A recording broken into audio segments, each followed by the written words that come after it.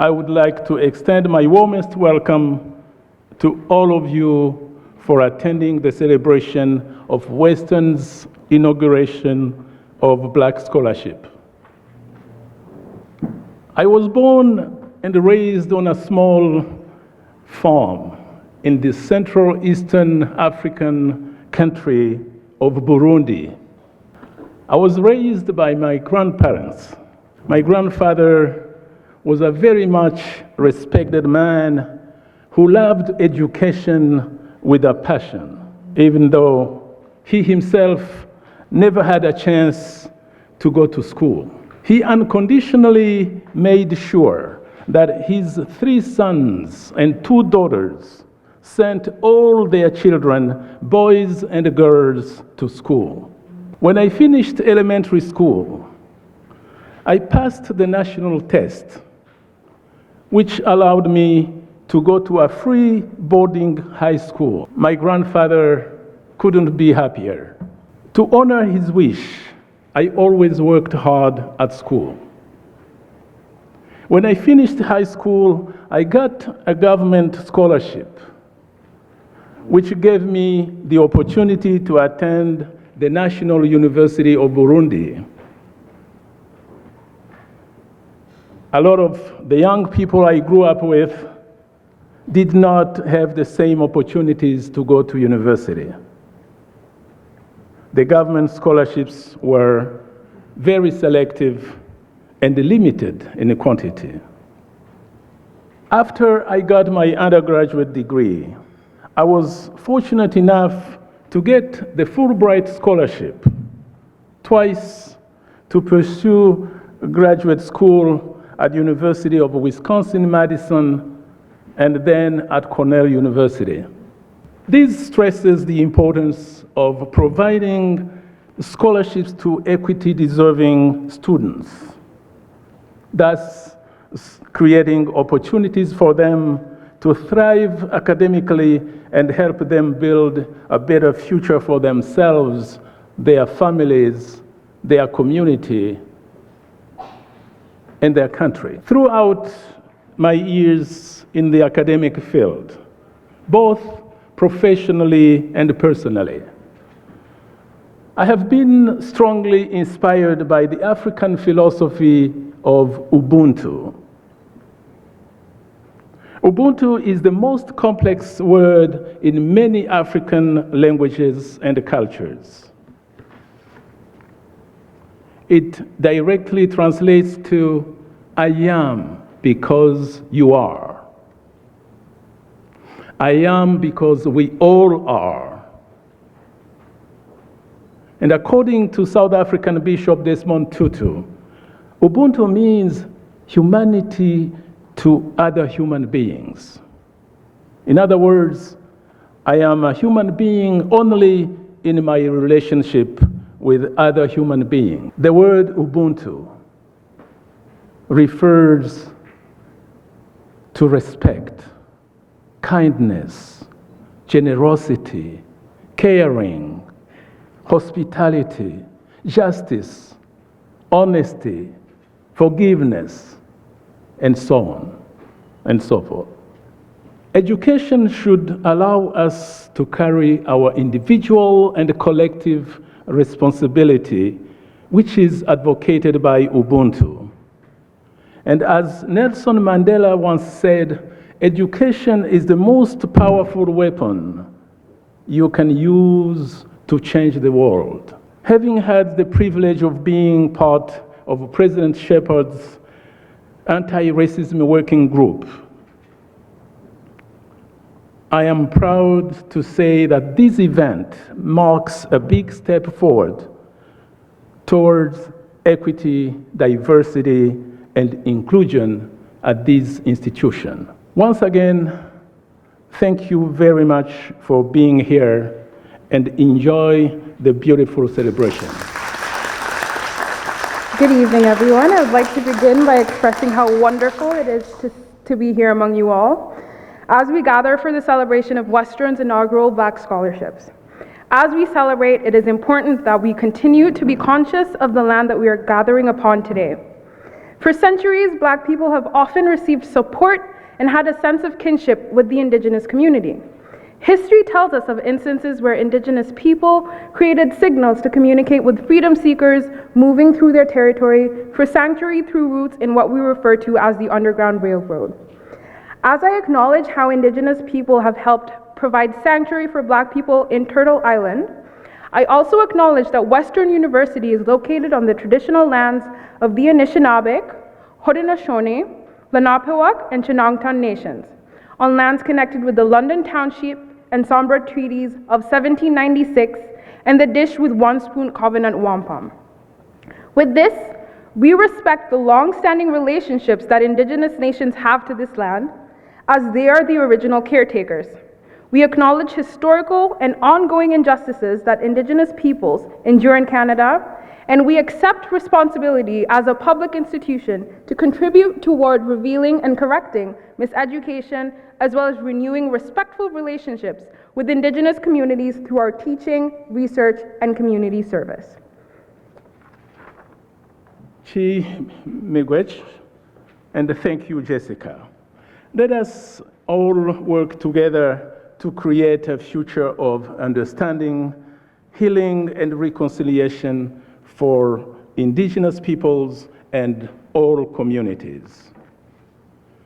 Next, please join me in welcoming Pastor Sandy Thomas to offer us a blessing.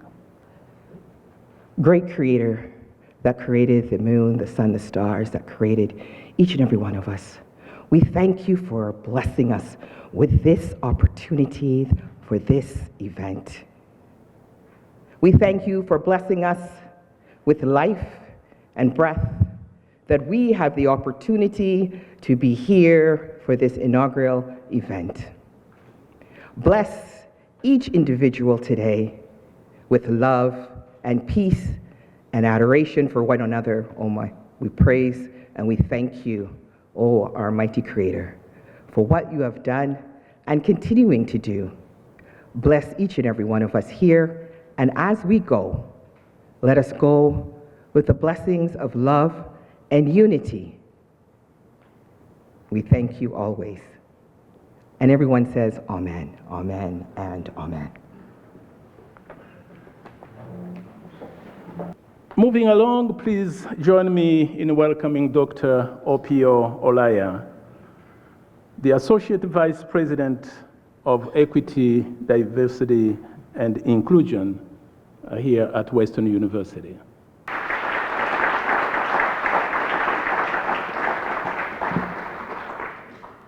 Well, thank you, Professor Henry Boy, and thank you, Jessica, for the beautiful land acknowledgement, and thank you, Pastor Sandy, for the blessing. As we reflect on the meaning of reconciliation and decolonization, I'm grateful for the leadership and friendship of my sister and colleague, Dr. Chrissy Bressett, Vice Provost and Associate Vice President in the Office of Indigenous Initiative, who is here with us tonight at the other corner. Thank you. Well, good evening. I'm truly delighted to welcome all of you to the inaugural celebration of Black Scholarship. You all look very serious, but in fact, from where I stand, you all look handsome and beautiful. Now, the disclaimer here is that I'm nearsighted. Now, since Henry Boy talked about looking after cows in Burundi, I think I should talk about the chicken story. When I was a little boy growing up in Paminia village in northern Uganda, I was the fastest runner in my family. So whenever we had guests, it fell on me to chase the chicken, catch it, and help prepare it for dinner. But when I was sick or not around, my mother would apologize to the guests for the vegetarian meal they were about to have. So some of the guests were cheeky, and they would say, "No problem. We will come back tomorrow. Pio is here." So, well, that is in a way to say, so many people help me chase down the proverbial chicken so that you do not have to come back tomorrow. And no, you don't have to only rely on vegetarian meal because we do have the chicken. So welcome. And so I would like to take a moment to thank those who have made this possible. I'd like to thank the team in the President's office and in the Office of Equity, Diversity, and Inclusion for their hard work in making this celebration a great success. Let us give them a hand, please.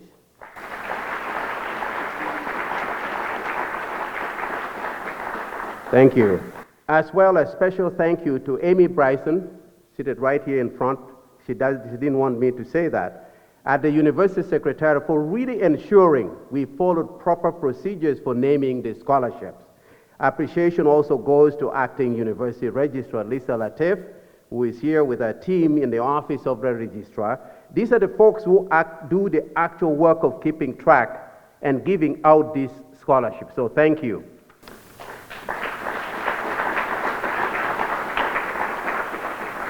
Now, I would like to take a moment to acknowledge some of our guests tonight. And you can hold your applause because I've got a few names to go through. First and foremost, a warm welcome to the families of James Jenkins, the family of Lieutenant Colonel Kenneth Jacobs, and family of CARMETA THELMA HODGES, the three outstanding Black leaders who are being posthumously honored tonight by having Western Black Scholarship named after them. I would also like to welcome to Western our keynote speaker this evening, Honorable Dr. Augustine. I was deeply honored last October at the Afro-Global celebration of Black Excellence in Toronto when I was introduced by Dr. Augustine. My comment then, and I stand by that comment, you know you've arrived when you are introduced by Dr. Augustine. So tonight, Dr. Augustine, it is my pleasure and honor to welcome you to Western. A special welcome to Pastor Sandy Thomas and members of the London's Black community. Representative of Black at Western alumni, Mr. Kizito Seromaga and Mark Macaulay.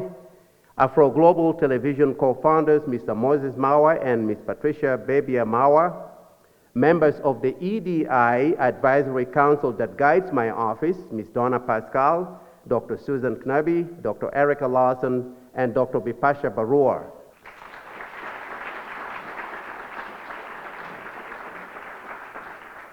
And from our campus community, I want to acknowledge the Chair of the Board of Governors, Mr. Keith Gibbons, Western's President, Dr. Alan Shepard, Provost, Dr. Florencin Selzik, members of the senior team, most of them are here tonight, deans, faculty, student leaders, and student recipients of the Black Admission Scholarship, and family members who have joined them tonight. Last and special, I want to welcome my better half, my wife Emily, who traveled from home in Newmarket to be here tonight.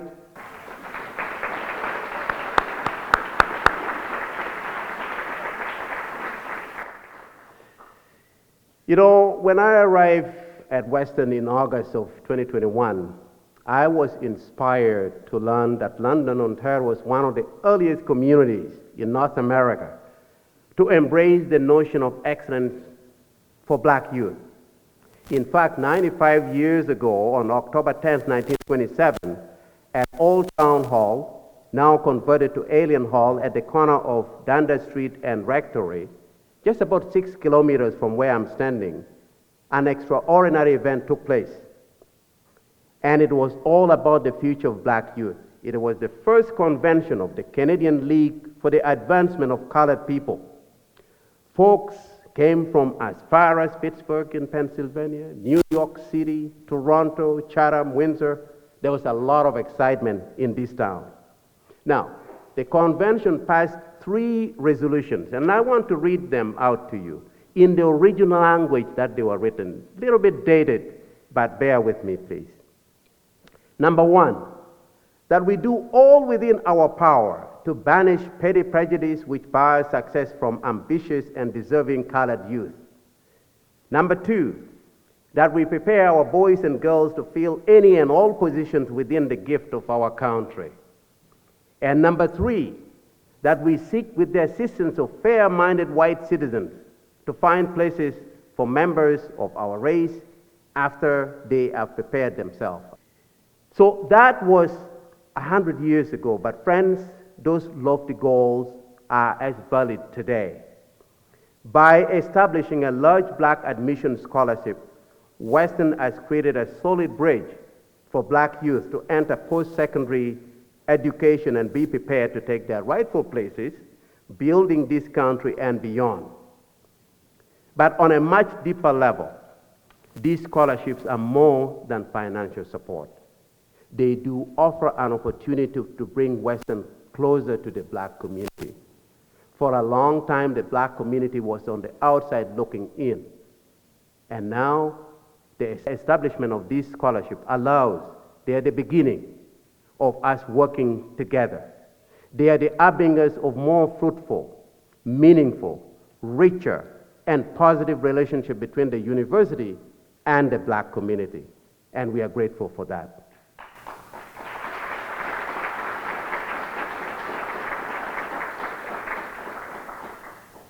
To that point, I really want to take a moment to express my deepest appreciation to Dr. Alan Shepard for his unwavering support and long vision toward initiatives that support black students and the black community. Alan is not just a fair-minded white man. I believe he's a true champion for real change, for inclusion and diversity at Western. Thank you, Alan.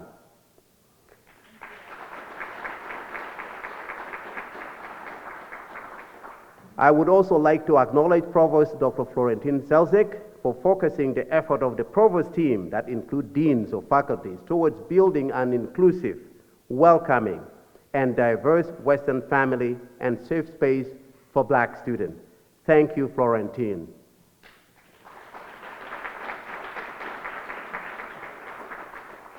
With those few remarks, friends, again, it warms my heart to see all of you here tonight to bear witness to this truly beautiful and meaningful community celebration. I invite you to enjoy the evening, and we'll see you a little bit later. Thank you.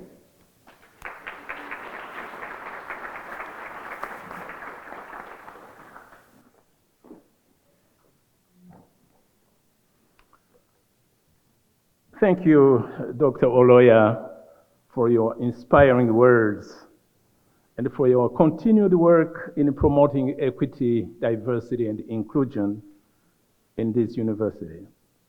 Your leadership and vision are a beacon of hope for all of us.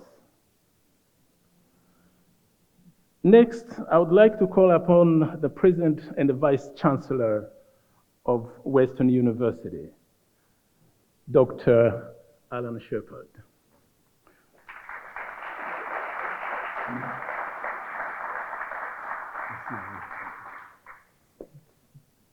Merci Henri et bonsoir à toutes et à tous.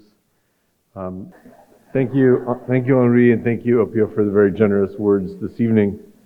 Hello, everybody, and welcome, and thank you for joining us. It's such a pleasure to be here with you. And OPIO has been dreaming of this day, and I've been dreaming of this day for a long time. We've worked on it for a long time. I want to extend a special welcome to the families of the descendants who are being honored this evening: James Jenkins, Lieutenant Colonel Kenneth Jacobs, and CARMETA THELMA HODGES, and also to our esteemed keynote speaker, the Honorable Jean Augustine. And Dr. Augustine will be giving a fireside chat tomorrow at 10 a.m. in the McKellar Room, which I believe is in the University Community Center, and everyone's invited. And most importantly, welcome to all the students who are here tonight, who were looking fairly terrified, I must say, earlier. And we tried to warm them up a little bit.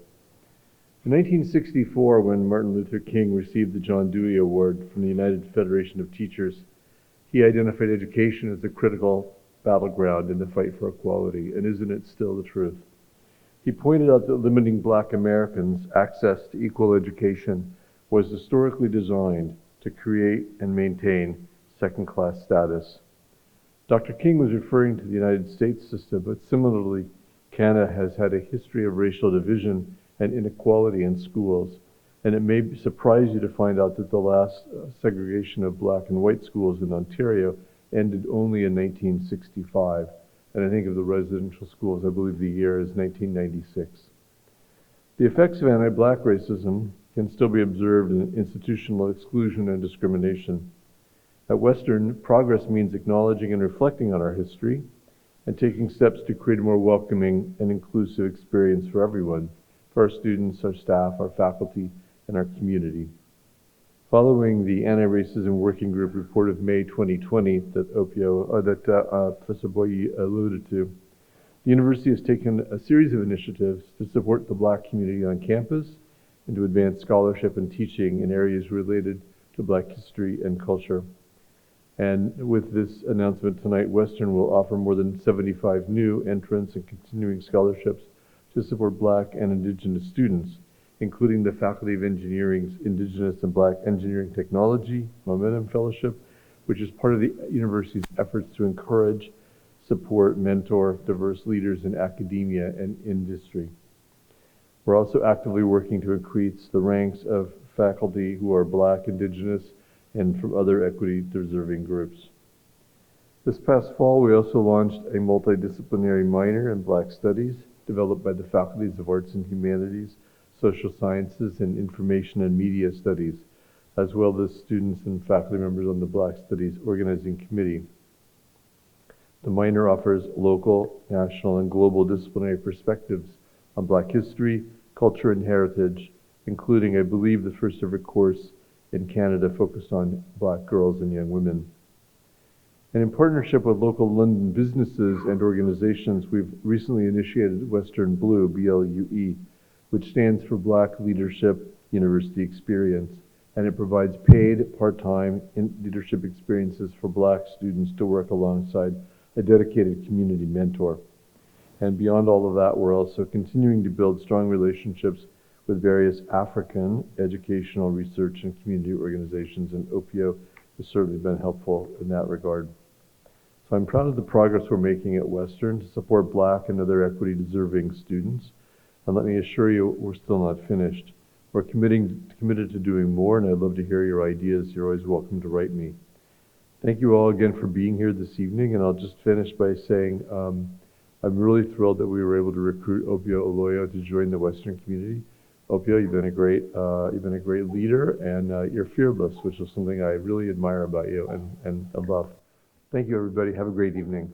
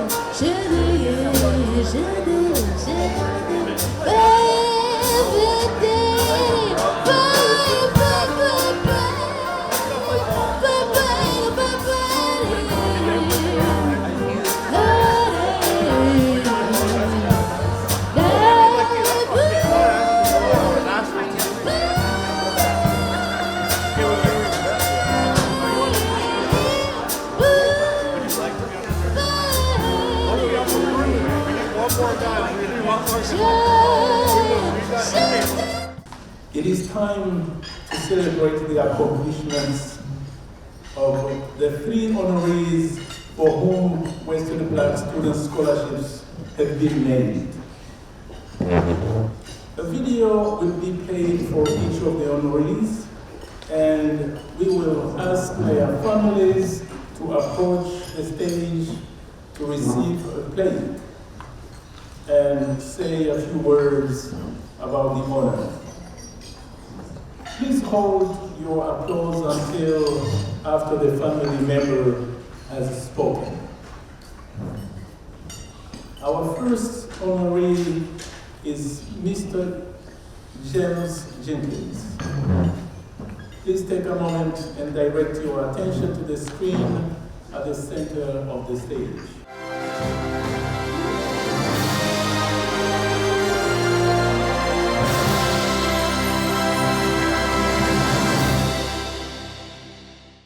James Jenkins was the publisher of The Dawn of Tomorrow, which he established in 1923. The publication highlighted the accomplishments of Black Canadians, stimulated racial pride, and helped forge a Black Canadian identity.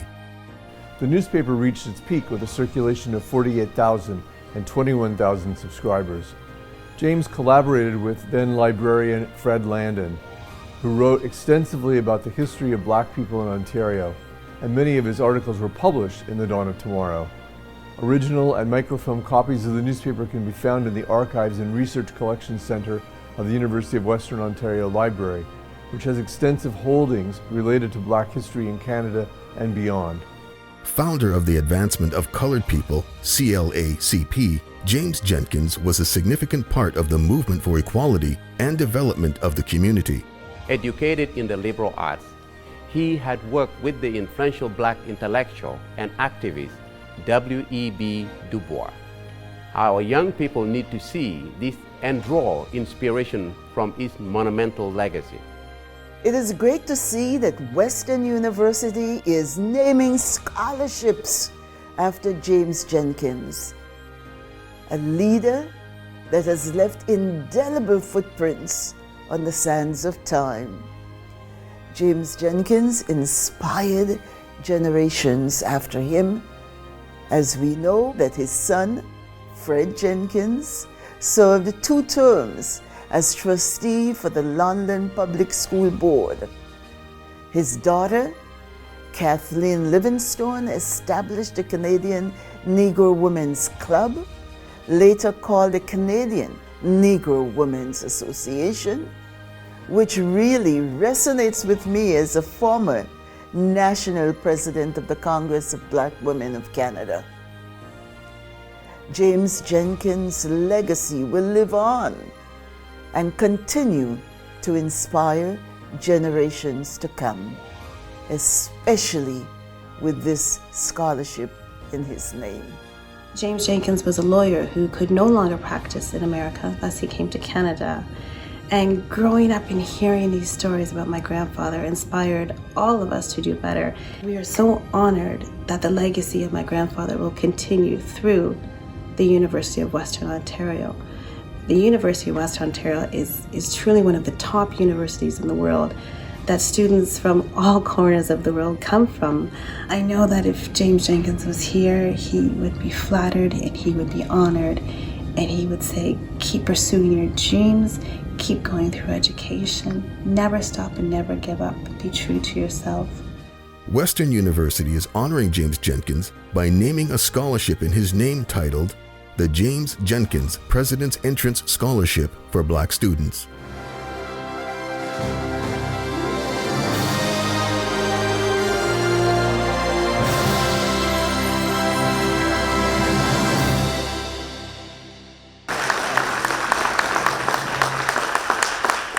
Now I would like to call upon Michelle Jenkins, granddaughter of James Jenkins, and her family to approach the stage and receive a plaque honoring the James Jenkins President's Entrance Scholarship for Black students. This award is being presented by Dr. Alan Shepard, President and Vice Chancellor of Western.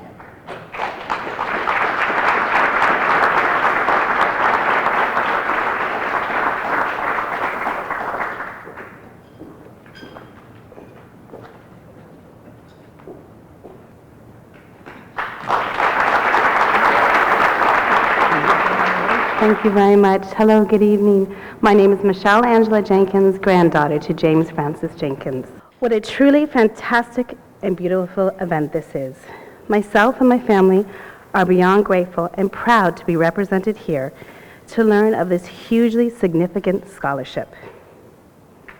We are here at a superb university to honor truly great people during Black History Month, that including James Francis Jenkins.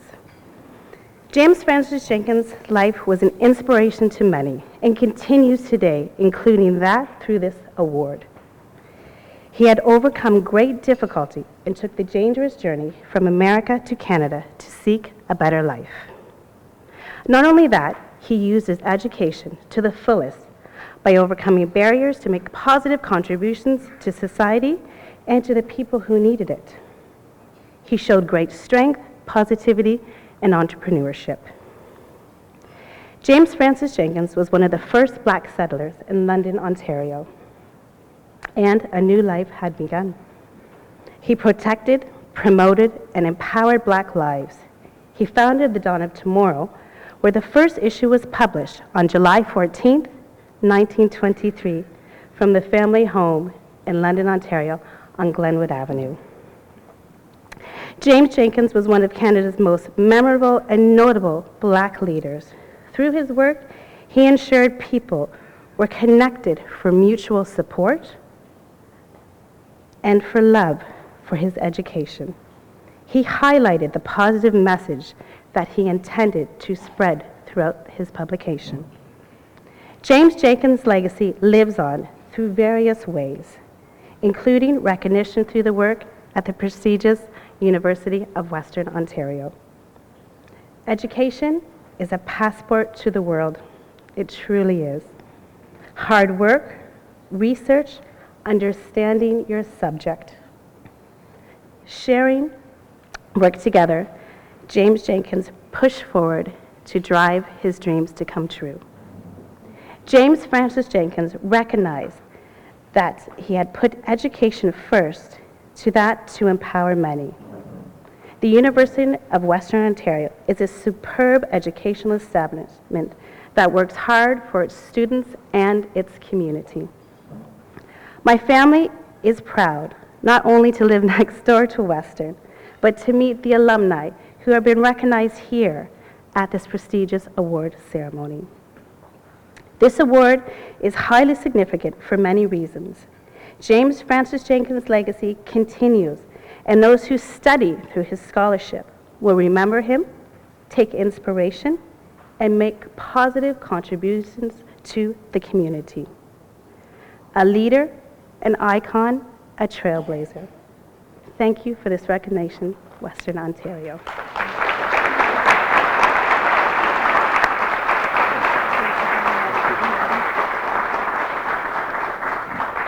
Our second honoree is Lieutenant Colonel Kenneth Jacobs. Please take a moment and direct your attention to the screen.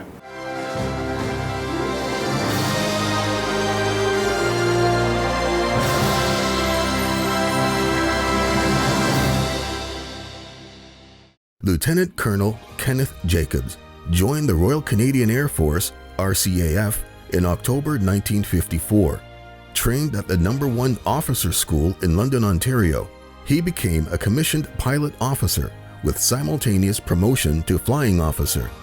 Jacobs combined his expertise in the field of social work with his military training and served at the No. 5 Air Division Headquarters, Vancouver, British Columbia, and at the Air Defense Command Headquarters in Saint-Hubert, Quebec. Throughout his life, he was vocal about his experiences as a black man in the military. Lieutenant Colonel Kenneth Jacobs returned to civilian life and earned a Bachelor of Arts degree from the University of Western Ontario and a degree in social work from the University of Toronto. Kenneth was the first black man to hold a frontline position as a social worker at the Toronto Children's Aid Society. Lieutenant Colonel Kenneth Jacobs is not just a trailblazer, but a national hero, having served in the military. I was happy to see that in 2004, Windsor and Essex Counties African Canadian community celebrated the opening of a center that paid special tribute to the No. 2 Construction Battalion, Canada's first and only black battalion, and Lieutenant Colonel Kenneth Jacobs, Canada's first black wing commander. I salute the courage and determination and fortitude of Lieutenant Colonel Kenneth Jacobs. This honor is very significant as it reminds the young people getting this scholarship that they stand on the shoulders of great men and women. It reminds them that they are our ancestors' wildest dream, for they dreamed that they would have it better than they did. This honor bestowed on Lieutenant Colonel Jacobs by Western University is an extension of Black Canadian history. Western University is honoring Lieutenant Colonel Kenneth Jacobs by naming a scholarship in his name titled the Lieutenant Colonel Kenneth Jacobs Western Continuing Admission Scholarship of Distinction for Black students.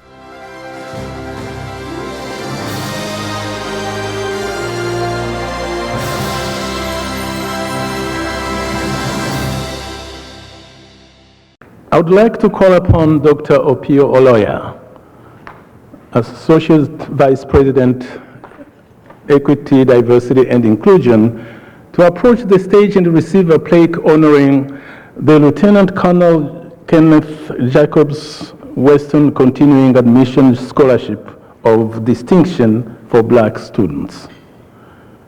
Dr. Michael Kim, Dean of the Don Wright Faculty of Music, will be presenting this award.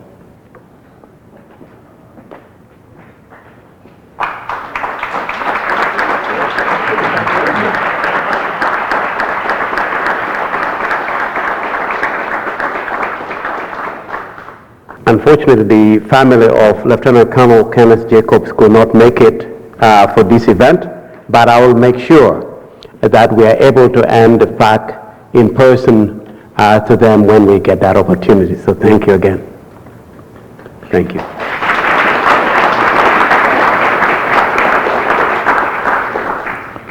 Our final honoree is CARMETA THELMA HODGES. Please take a moment and direct your attention to the screen.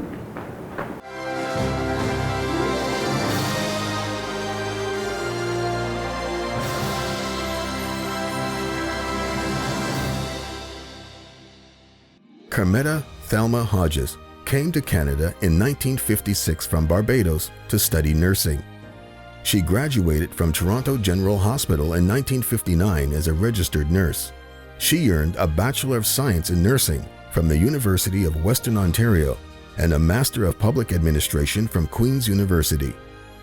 Hodges worked as a nurse in the Northwest Territories in the 1960s and later as a public health nurse here in London, Ontario. Hodges also served at St. Lawrence College as a nursing professor. In 2020, her family began the CARMETA Hodges Memorial Award, awarded to a first-year Bachelor of Science in Nursing student. CARMETA was a symbol of selflessness, generosity, and service. I'm very proud of my mom. I'm very proud of the fact that this scholarship will bear her name, and I hope that students who will receive this scholarship in the future, or even those who just read about it, will look at her story to hopefully be inspired. These scholarships are specifically to benefit Black students at Western. I think that would have been very important to my mom. As someone who immigrated to Canada in the late 1950s from Barbados, she agreed to go north and work as a nurse in the Northwest Territories for a few years. And in return, the government of the Northwest Territories paid for her to attend Western. She understood the importance of that support. I'd like to say congratulations to all of you, to the ones who are getting it now, well, you know, and to the ones who maybe are going to get it when I'm not even around anymore. She was a sponge when it came to absorbing knowledge. She left quite a legacy in Barbados before she moved on to Canada. So when I hear now of her being given this honor of a scholarship of her name, established her name. I'm quite proud to know that my sister has been able to achieve not only in Barbados, but in a metropolitan country. I am really proud that coming from a small island, right now we just have about 280,000 people. It would have been less when CARMETA left here. But yet she has not only made her mark here in Barbados, but she has made such an impact on her field in Canada that Western University has bestowed this honor upon her. I'm really proud to be her sister, and I'm happy to know that her legacy will live on. KENNETH was not just a nurse, but a leader. As a woman, a Black woman, an immigrant, and a minority, there are multiple barriers that society threw at a woman like KENNETH, especially in the era that she lived. But this strong Black woman did not only break many glass ceilings, but also open doors for many others. This scholarship in her name not only pays tribute to her, but also creates a monument, not a physical one, but one that inspires. Western University is honoring CARMETA Thelma Hodges by naming a scholarship in her name titled the CARMETA Thelma Hodges Western Continuing Scholarship of Excellence for Black Students.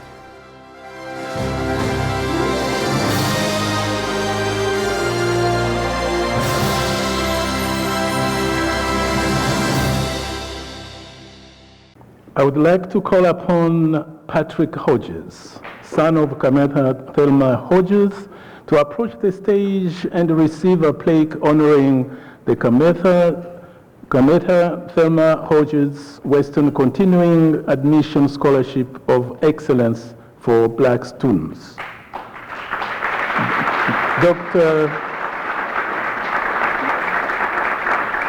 Dr. Victoria Smyth, Director of Arthur Labatt Family School of Nursing and Faculty of Health Sciences, will be presenting this award.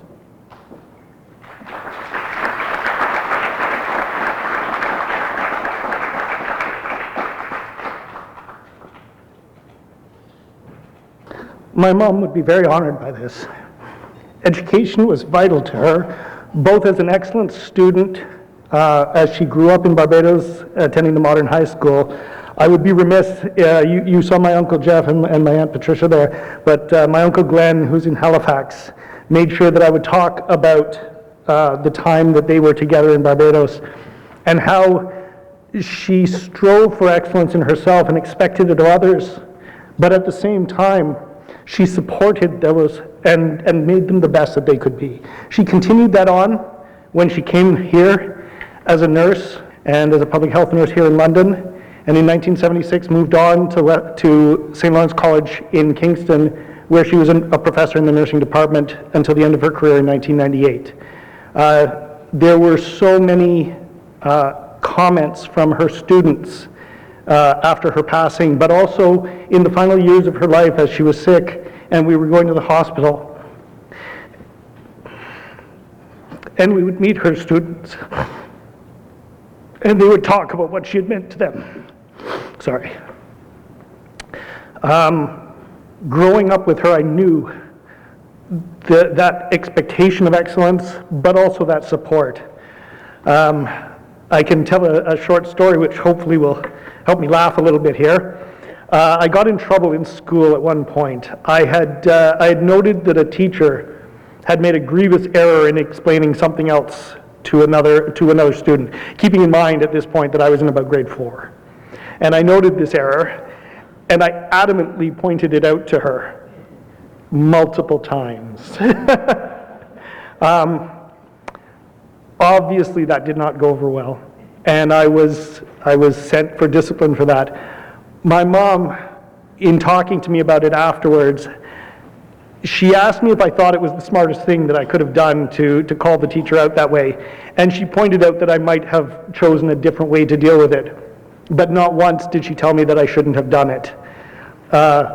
She knew that standing up for yourself and standing up for others was vital. She continued that love of education throughout her career and throughout the rest of her life. They mentioned that she obtained her master's from Queen's University. But I have to point out that she obtained that master's in 1992, only 6 years before she retired. So that master's was not taken to advance her career, but rather to continue her love of education. And the focus of her study and her thesis was factors of retirement for nurses in Canada. So again, she continued her advocacy for the nursing community, being one of the founding members of the Registered Nurses of Canada. So this commitment throughout her life to excellence, but also to support. This scholarship, I believe, should inspire those same thoughts. Thoughts of excellence, thoughts of striving to do the best that you can, thoughts of striving to do the best that you can, not only for yourself, but for your community. Dr. Boya talked about it earlier, and the idea that I am human only in my association with humanity. I think that my mom would have felt that that was very important. She felt herself always to be part of a community.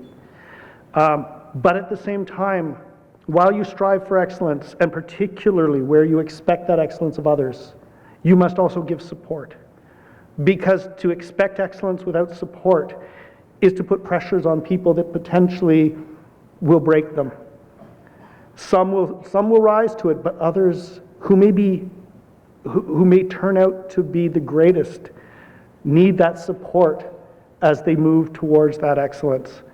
So I ask you all to think about that as those of you who have received the scholarship, those who will receive it in the future, and those of you who simply are here tonight or who are elsewhere who read and hear about this and who potentially take a moment to consider my mom's story.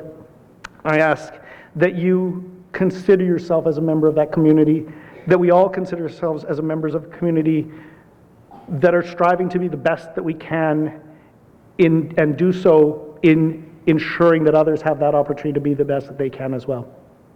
So I thank you very much.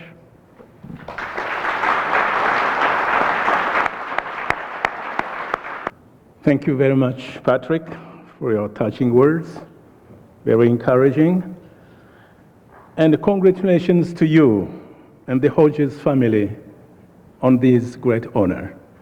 Now I would like to take a moment and recognize the achievements of our Black students who have received scholarships this year. These students have shown a dedication to their education. I ask the students who have received these Black student scholarships to please stand up.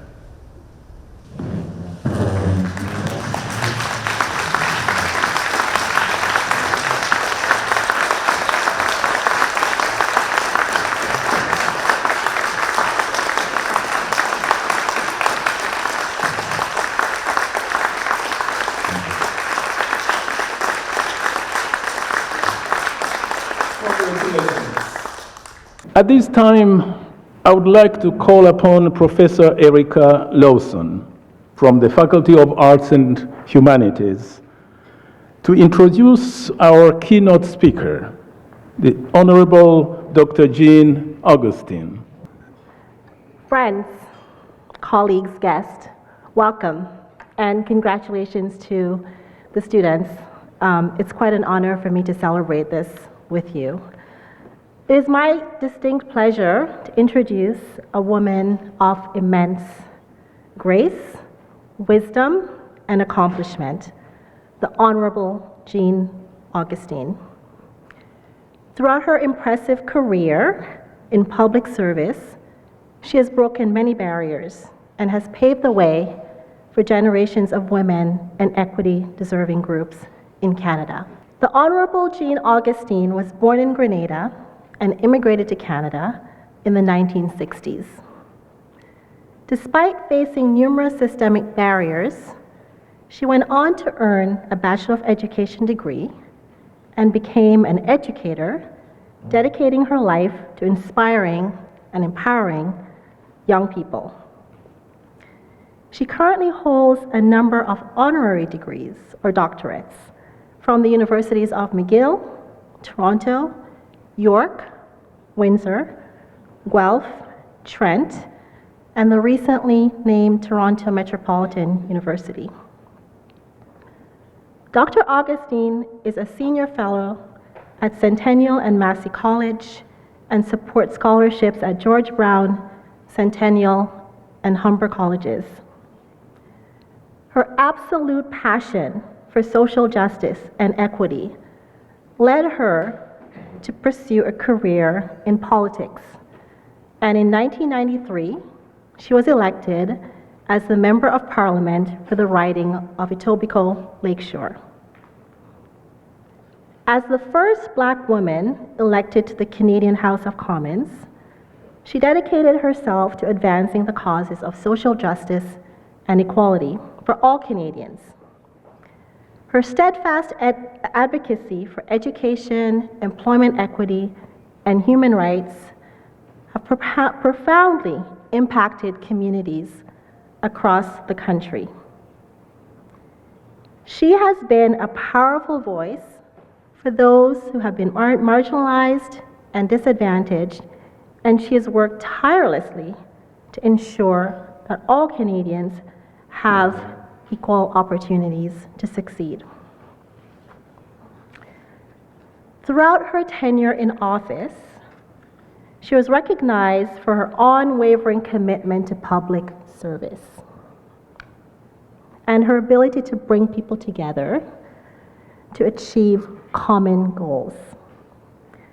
Her tenure included distinguished service as Parliamentary Secretary to the Prime Minister, Minister of State for Multiculturalism and the Status of Women, Chair of the Foreign Affairs Committee, and Deputy Speaker of Parliament.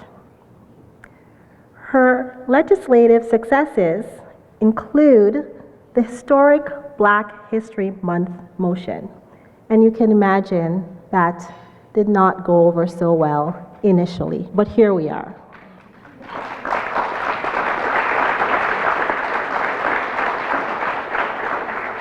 As well as her famous 5 motion, which authorized the first and still the only statues on Parliament Hill depicting women other than Queen Elizabeth. But that is not all. The Honorable Jean Augustine has received numerous accolades and honors, including being made a member of the Order of Canada, Order of Ontario, and Commander of the Order of the British Empire, along with being a tireless champion of countless initiatives for social justice.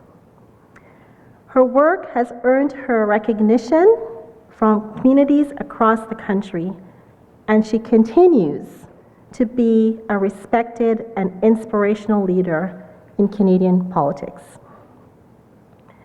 In 2008, the Jean Augustine Chair in Education, Community, and Diaspora was launched at York University to advance education, equity, and inclusion. There's so much more to say about you, Dr. Augustine. But I am sure that I speak for all of us gathered here when I say that it is a privilege for us to be here with you. The Honorable Jean Augustine, welcome, and I invite you all to join me in giving her a warm and well-deserved round of applause.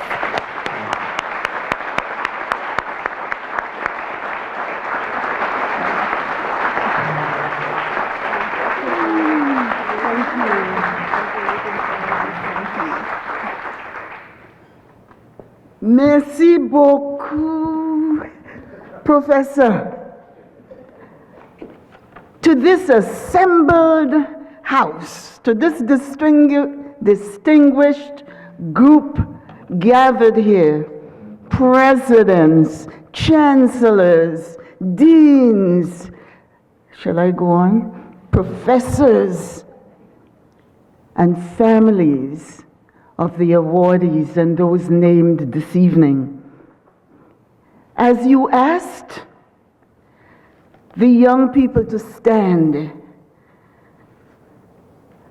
a sentence ran through my head, an image actually ran through my head, and that was of my friend Desmond Tutu, Archbishop Desmond Tutu.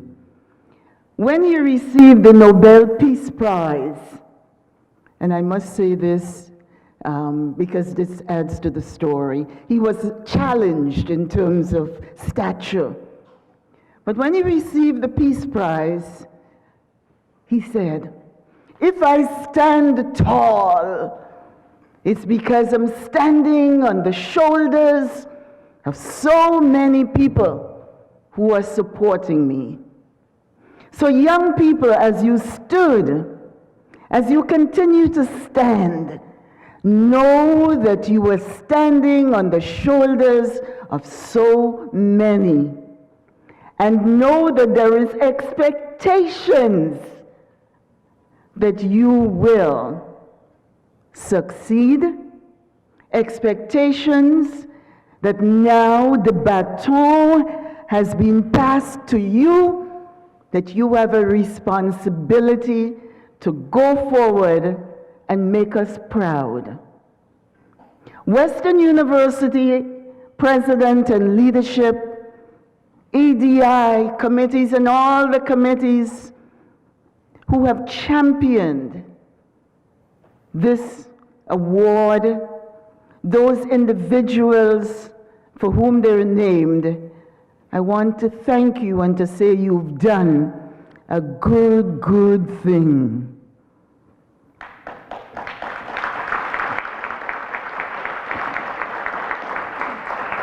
You know, they say before you begin a speech or begin to write a speech, you should find out about the place, the event, the individuals involved.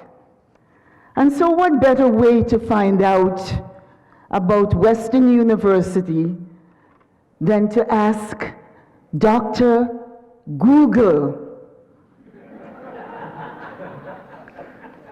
And Dr. Google said, "Jean, be careful, because Western University has researchers who are working to map the stories of formerly enslaved individuals who fled slavery in the US, settled in the London area, and they will be hosting this data at some point in time on an interactive website. So be careful what you say, how you say it. You might be posted on that website." The other thing Dr. Google said to me, Western University ranked among the top 1% of higher education institutions worldwide. Wow. I said, I didn't know that. Siri was listening, and Siri said, I didn't know that. One of the highest national entrance averages of first-year students at 91%. I didn't know that. First to second year retention rate, 93%, one of the highest in Canada. I didn't know that. A proud legacy of Rhodes Scholars with the 24th announced in 2019. I didn't know that. 92.5 employment rate 6 months after graduation. I didn't know that. And more than 328,000 alumni scattered in 160 countries worldwide. There are 192 countries in the world, and you're in 160 of them. Wow! I can go on with some of the other stuff, but then Siri told Miss Dr. Google to shut up. And so here we are tonight. This is a celebration. This is a time when we look around and we compliment ourselves for what we have achieved. This is a time when we bring the intergenerational conversation at our tables with the young people who still have the glint in the eye and who still respect the process that they have to go through in order to make it in the world of academia. I am honored to be here with you today, and I'm so very pleased that Shelley Oliver, Mars, and all the team with Dr. Opio and others ensure that I got here. They said even if we have to find a helicopter to pick you up, we'll do so. Black History Month is a time to reflect on the history of Canada and acknowledge the significant contributions of Black Canadians who have generally been excluded from our history books. Those stories that are told of those three individuals, can anybody tell me what book we can read it in? Or can anybody tell me what modules in the education system speak to the contribution of those people? Each year, the federal government has a theme, and this year's theme is Ours to Tell, or Stories to Tell. And I was so very pleased when the MC began the program by talking about his growing up in Burundi, and that was continued with, was it the chicken story in Uganda? And so I think I will put my story forward. If you two professors and you two leaders can put your story forward and give you some creds, as the young people would say, I am going to work for my creds tonight. Go for it. It is about story. The theme of this year's Black History Month is not just about facts that we were never taught in our schools or that were formally acknowledged. It is about story and the power of stories to impact our present and to shape our future. Yes, each year we value this opportunity to reflect on our past. This year, I want us to also reflect on the stories within ourselves. You see, each one of you has a story. Given the opportunity, each one of you can come forward and tell a story and tell your story. And all of our stories together make up who we are in Canadian society, who we are as Canadians, who we are in this multicultural, multiracial, multi-ethnic, multi-religious society. So our stories matter. It seems that not so long ago, my own story began.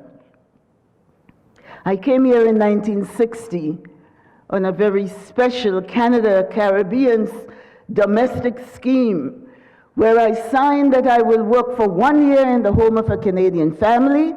At the end of the 1 year, I will get landed immigrant status and become a Canadian. My story, for all its twists and turns, its highs and lows, has led me right here today.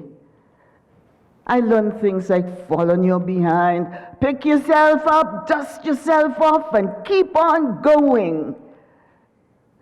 You hear no once, you can hear no twice, but you go back again and you show resilience. And as you can imagine, there are many smaller stories within the big story. But mine is not unlike that of so many unheralded men and women who came before me and gave so much to this country. Yes, this Black History Month, we note stories of those who gave their lives to help deliver the Canada we have today. The Canada we have today would not be without the contribution of Lieutenant Colonel, of CARMETA, and of Dr. Jenkins, Mr. Jenkins. We remember those who fought for justice and equality in times past. We acknowledge those who are still fighting, those who are still in the struggle.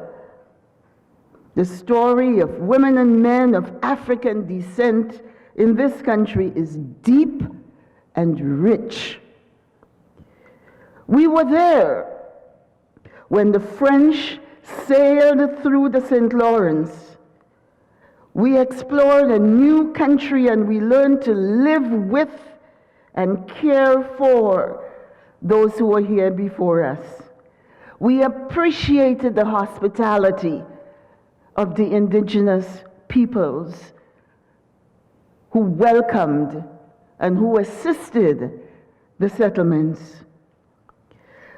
We fought in wars at home and abroad. We stood up for equality, tolerance, and justice. We are inspired, and I can go on and name some names, the valor of William Hall, the first Canadian naval recipient of the Victoria Cross. He was a child of escaped enslaved people who, in the face of the enemy, stood firm in defense of his fellow soldiers and of this nation. Or we can talk about Mattie Mays and the Black pioneers of Western Canada. Or Mary Ann Shadd, who taught the early Black Canadians about how to succeed in a new country as free people. Or the many others whose stories, like CARMETA, is yet to be told. I'm grateful that day to day more stories are being uncovered and being used as an opportunity to inspire. I often reference the Sankofa, the mythical Sankofa bird of Ghana, that teaches us that we must go back to our roots to move forward. We need to reach back and gather the best of what our past has to teach us and honor the enormous contributions that Black people have made and continue to make. And we appreciate the leadership, the allies in institutions like this who help to amplify and to make those stories, our stories, Canadian stories.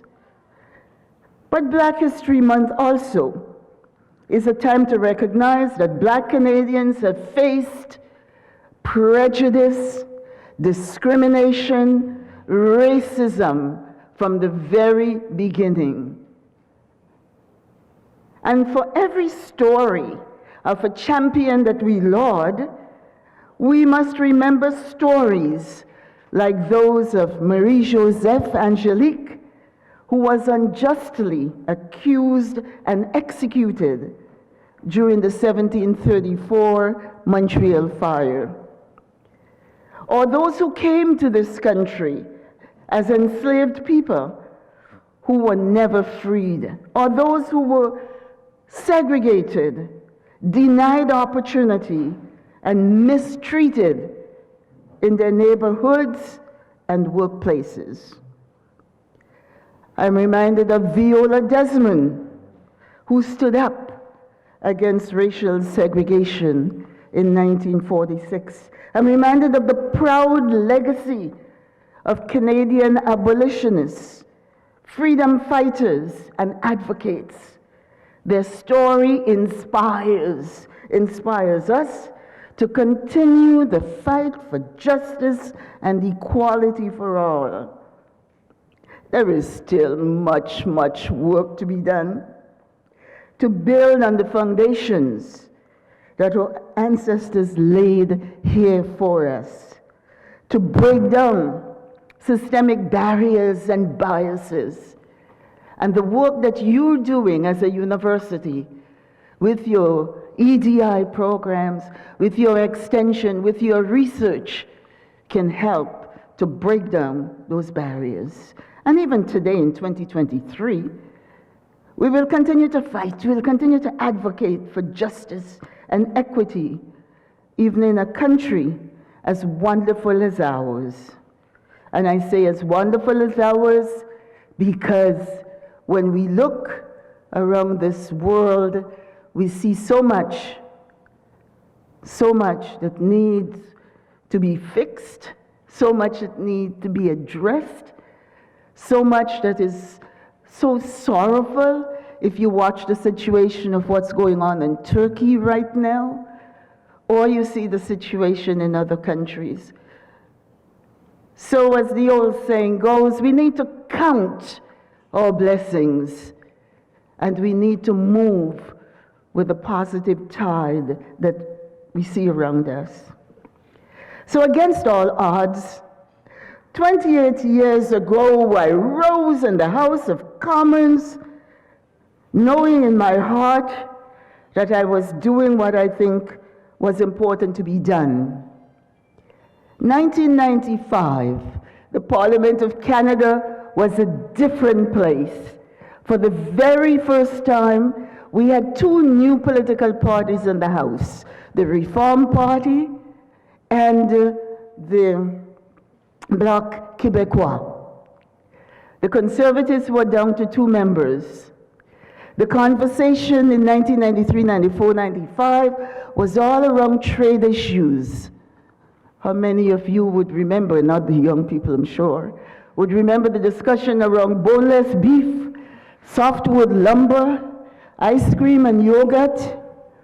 Those were the conversations. And there was Jean Augustine coming up asking for designation of Black History Month. That was not the climate. That was not the conducive environment to talk about social issues. I jokingly said to someone the other day, you know, I knocked at thousands of doors asking the people of Etobicoke to vote for me. And not one person said, make sure when you get to Ottawa you vote for boneless beef or yogurt. But that was the very first thing vote that there was in the House. It was all on these trade issues. I did not have the support of social media.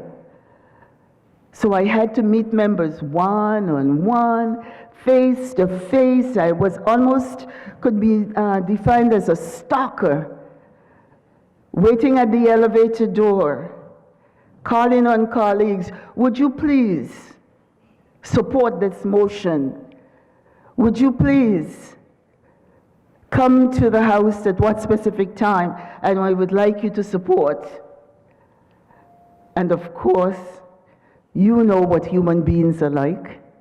I had several agents provocateurs who would say things like, so you want February, who is going to come for March? Oh, so you want Black History Month, Augustine? When are we going to have White History Month? I would imagine that in 2023, those questions here at Western will not be asked in that fashion. And so I persevered. And when I put the motion forward, asking to recognize February as Black History Month in Canada, I knew very well that it was one of several significant milestones. I knew that if each and every parliamentarian, members of parliament, recognized African Canadian history, that they will support that motion.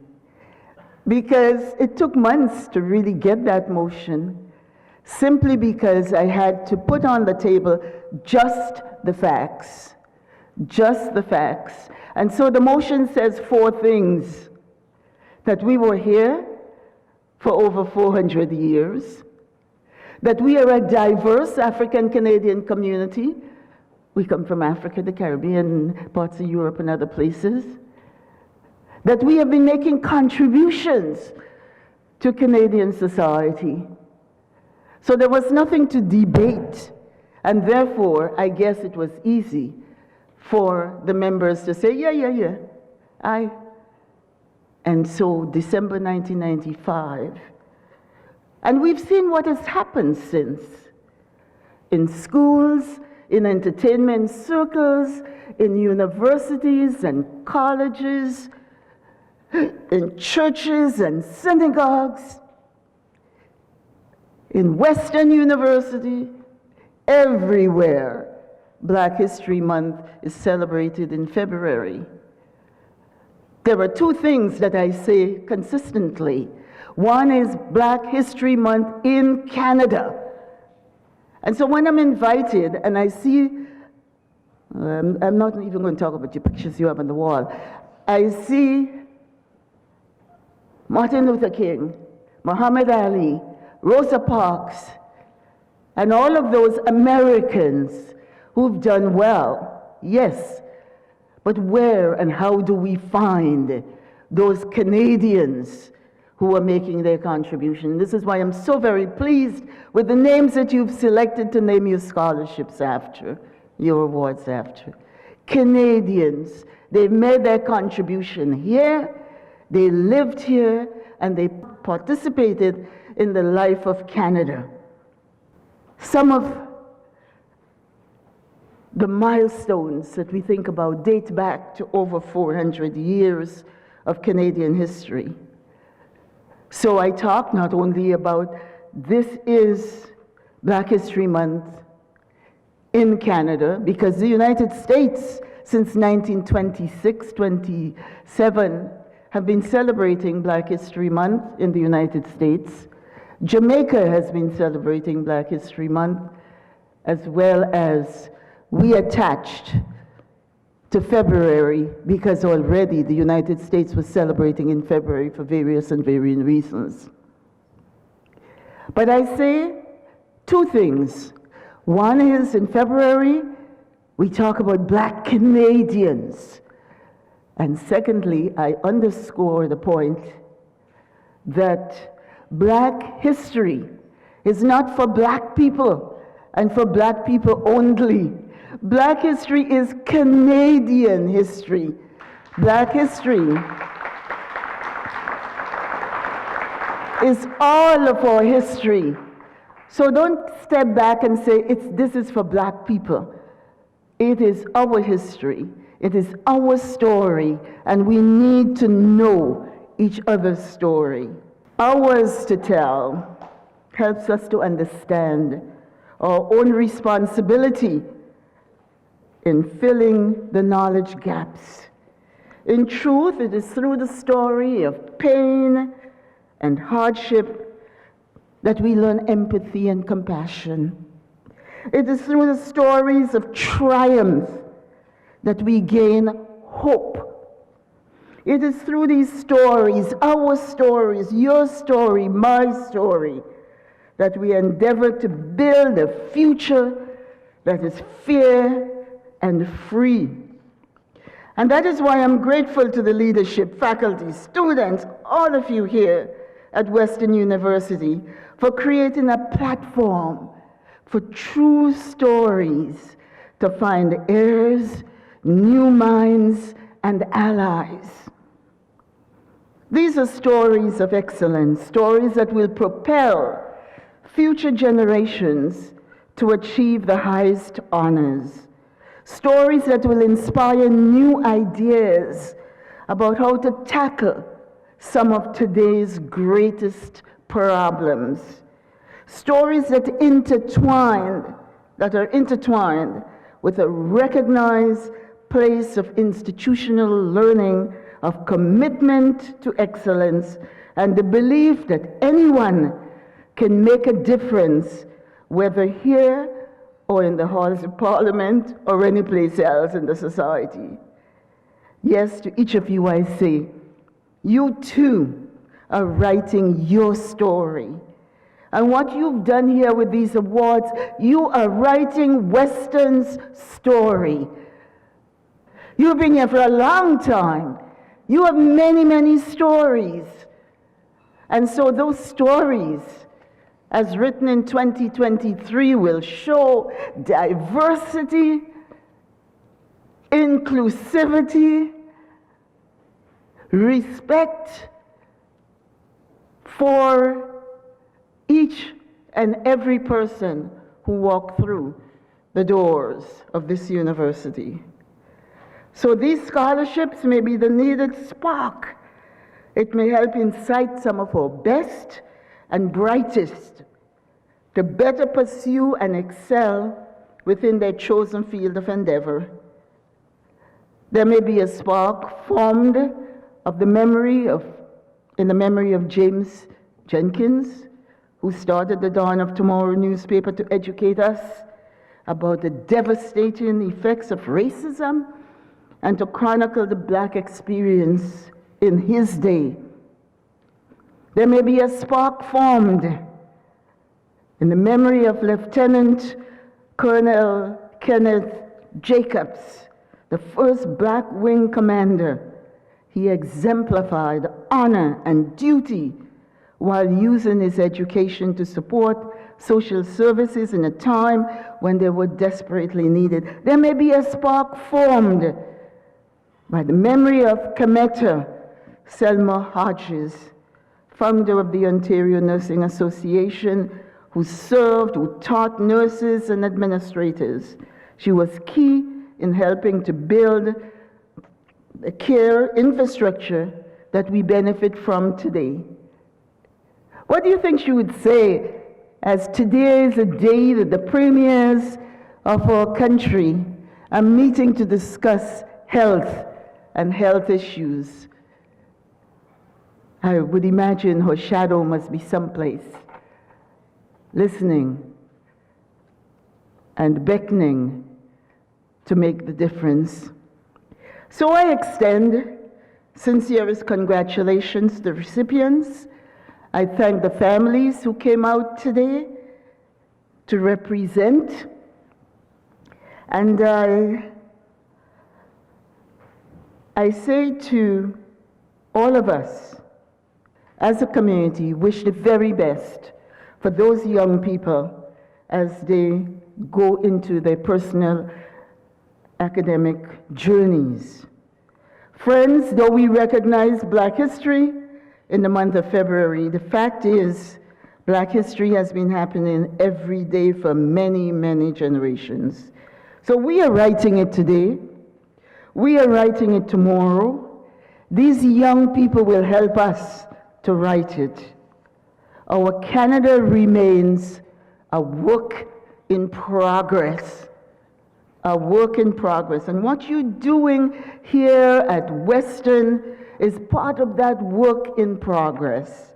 And you young people, as you catch that baton, know that you are pushing to ensure that Canada goes the way of fairness, the way of respecting each other, the way of that we all want, the way in which we all want to live.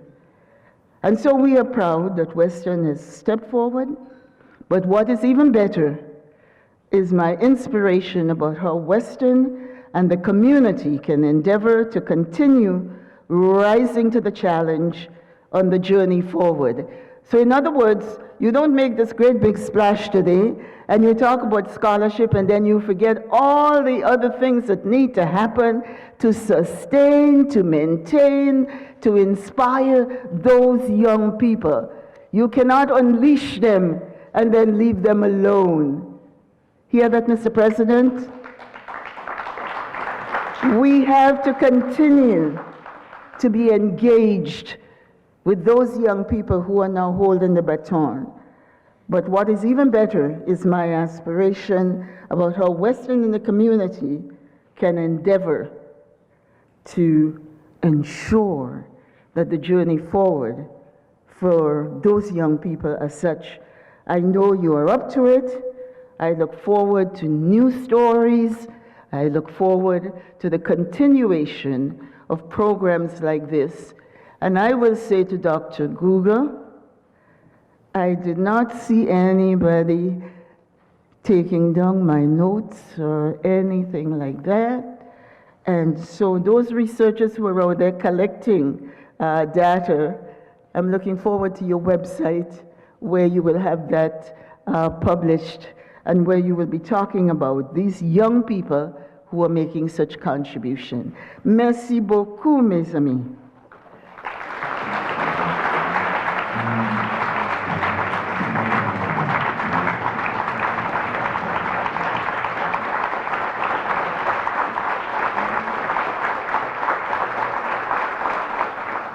Thank you very much, Dr. Jean Augustine, for your unwavering dedication to public service and for your tireless efforts to advance social justice and equality in Canada.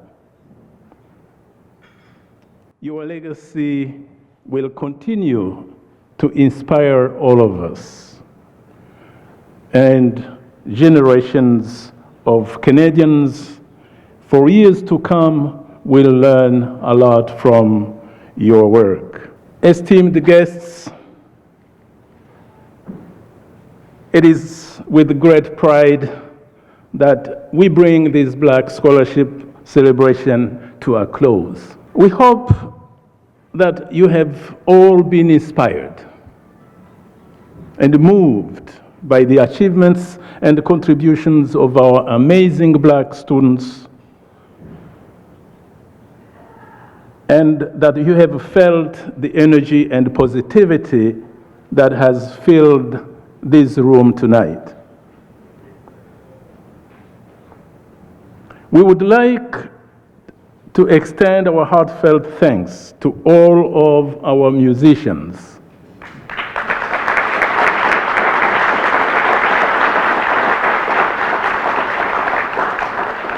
You have added a special touch to this evening with your stunning performances.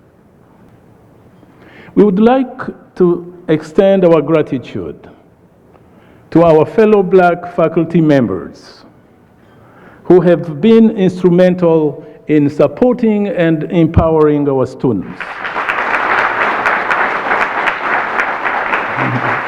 They are all around across the room.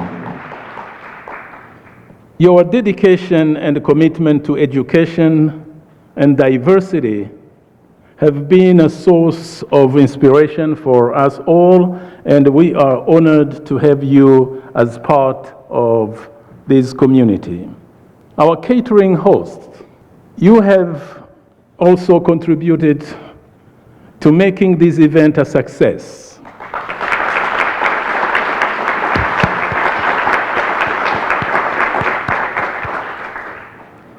Of course, we would also like to extend our gratitude to Afro Global Television for media coverage for this event and providing a platform to celebrate the contributions of our honorees.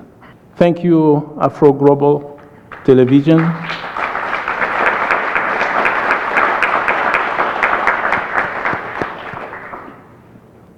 Lastly, we would like to extend a special thank you to our keynote speaker, the Honorable Dr. Jean Augustine, for her powerful and inspiring words. Your message of resilience, determination, and leadership has touched us all, and we are grateful for the impact that you have had on our students and community. As we bring this event to a close, we hope that you will all continue to support and uplift our Black community, and that you will remain engaged in initiatives and events that promote equity, diversity, and inclusion. We believe that together we can create a brighter future for our Black community and for Canada as a whole. Thank you once again for joining us all this evening, and we wish you all a safe journey home, and we look forward to seeing you all again soon. Thank you.